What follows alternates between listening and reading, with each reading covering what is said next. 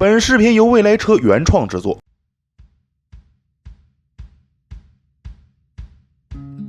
因为价位低，所以50宏光的销售还不错。但是最近好多车主反映，他们家的车出现了前减震器异响、车身共振、排气管锈蚀、轮毂变形、车辆熄火等问题。减震器异响最严重，看着自家车再也不是一开始刚到手的时候那么兴奋了，取而代之的是烦躁。50宏光的车主林先生说，他家的车就是减震器异响非常严重。他家是在2011年11月购买的，在2个月的时候，前悬挂就产生了咯噔咯噔的异响，就带 4S 店检查，检查后得知是需要更换减震器。林先生本来以为这就没事了，但是1周之后异响又开始了。为什么会产生异响呢？很大程度是和减震器的质量挂钩的。由于车的整体价格下调，它采购的成本就缩减，减震器的材质和强度肯定会受到严重影响。还有可能就是厂家在采购时没有把要求告诉供应商，只是单纯的采购，这样就很容易引起减震系统受力或者安装不匹配，这些都是减震器出现异响的直接原因。虽然林先生投诉了之后